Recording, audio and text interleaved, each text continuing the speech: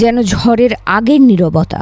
মধ্যপ্রাচ্যের আকাশে এখন অদৃশ্য চাপা উত্তেজনা, আর সেই উত্তেজনার কেন্দ্রবিন্দুতে যুক্তরাষ্ট্র, ইরান ও ইসরায়েলকে ঘিরে সম্ভাব্য সামরিক সংঘাতের আশঙ্কা। নতুন করে আলোচনায় এসেছে সম্ভাব্য মার্কিন সামরিক হামলার খবর। বিভিন্ন আন্তর্জাতিক সংবাদ মাধ্যমের প্রতিবেদনে বলা হচ্ছে, যুক্তরাষ্ট্র খুব শিগগিরই ইরানের ওপর হামলা চালাতে পারে।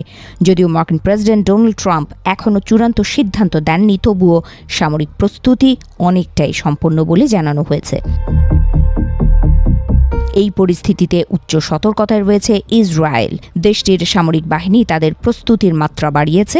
ইসরায়েলি সেনাবাহিনীর মুখপাত্র জানিয়েছেন, সম্ভাব্য যে কোনো পরিস্থিতির জন্য তারা সম্পূর্ণ প্রস্তুত এবং সতর্ক অবস্থায় আছে। একই সঙ্গে জরুরি পরিষেবা সংস্থাগুলোকে বহুমুখী সংঘাতের সম্ভাবনা মাথায় রেখে প্রস্তুতি নিতে নির্দেশ দেওয়া হয়েছে। বিশেষ করে ইসরায়েলের উত্তর সীমান্তে নজরদারি জোরদার করা হয়েছে, কারণ মার্কিন হামলা হলে ইরানের মিত্র সংগঠন সংঘাতে জড়িয়ে পড়তে পারে বলে আশঙ্কা করা হচ্ছে। এতে পরিস্থিতি দ্রুত আঞ্চলিক যুদ্ধের দিকে গড়াতে পারে বলে বিশ্লেষকদের ধারণা। ইসরায়েলের কর্মকর্তারা বলছেন, যুক্তরাষ্ট্র যদি ইরানের বিরুদ্ধে সামরিক পদক্ষেপ নেয়, তাহলে তা ইসরায়েলের সঙ্গে ঘনিষ্ঠ সমন্বয়ের মাধ্যমেই হবে। এমনকি সম্ভাব্য হামলার পরিণতি মোকাবিলায় দুই দেশের নিরাপত্তা সহযোগিতা এখন সর্বোচ্চ পর্যায়ে রয়েছে। এদিকে কূটনৈতিক অঙ্গনেও চলছে সমান তৎপরতা।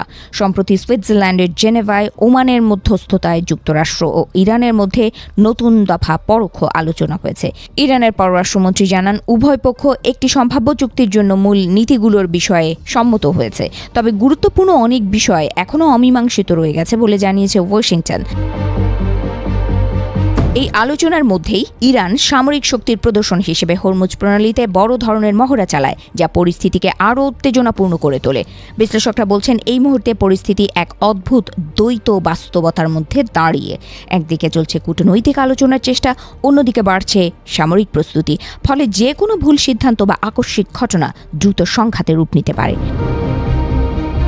বিশেষজ্ঞদের মতে, যদি যুক্তরাষ্ট্র হামলা চালায়, তবে তার প্রতিক্রিয়া শুধু ইরানেই সীমাবদ্ধ থাকবে না। এতে পুরো মধ্যপ্রাচ্য জুড়ে উত্তেজনা ছড়িয়ে পড়তে পারে এবং জ্বালানি বাজার থেকে শুরু করে বৈশ্বিক নিরাপত্তা পরিস্থিতির ওপরও বড় প্রভাব পড়তে পারে। পরিস্থিতি এখন অত্যন্ত সংবেদনশীল। বিশ্ববাসীর নজর এখন ওয়াশিংটনের সিদ্ধান্তের দিকে। কূটনীতি কি শেষ পর্যন্ত সংঘাত ঠেকাতে পারবে, নাকি মধ্যপ্রাচ্যে আবারও নতুন এক যুদ্ধ শুরু হবে?